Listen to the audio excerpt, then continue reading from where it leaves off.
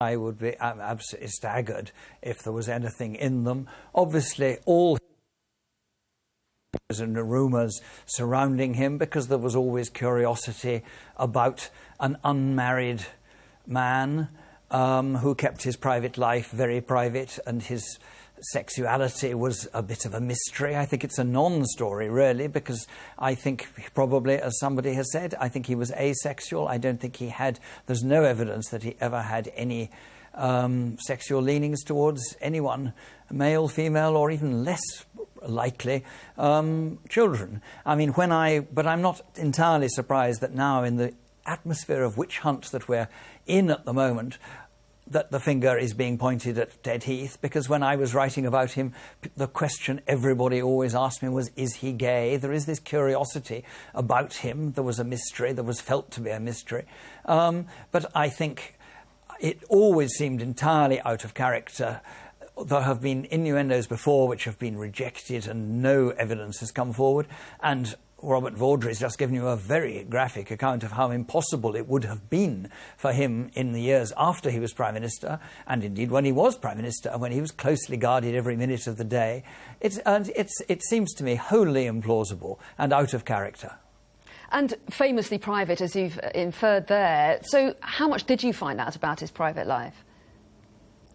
Well, obviously, in a sense, not very much.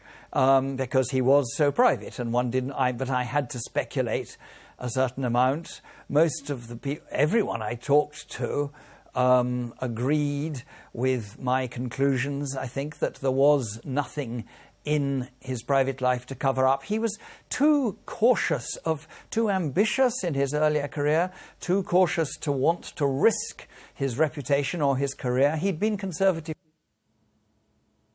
damage that scandals had done to other colleagues whose career had been wrecked. He would not have risked his own career in that way. And I do think it would have been quite implausible for him to have had the opportunity.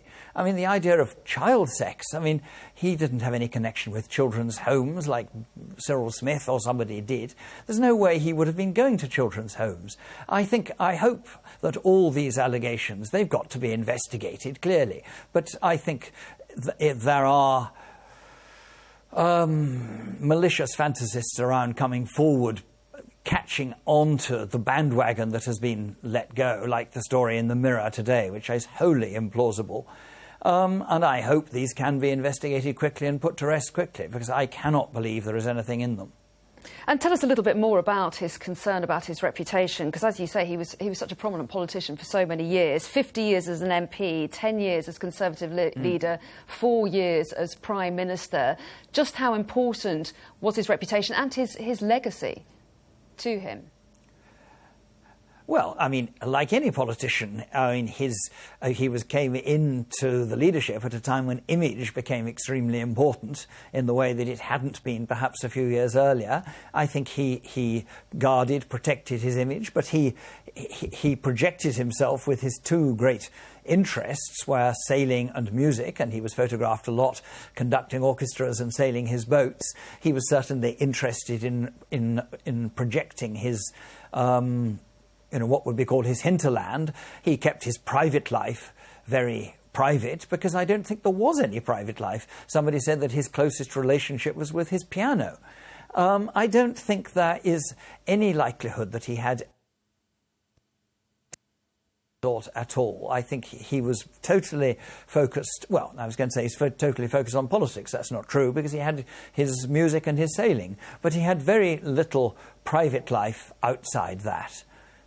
OK, well, John Campbell, and he we was appreciate... concerned for his reputation. Yes, sorry to interrupt. I was just going to say thanks very much indeed for joining us, and a few apologies. We had a couple of problems with your line, but we very much got the gist of what you were saying. Oh, dear. Thank you.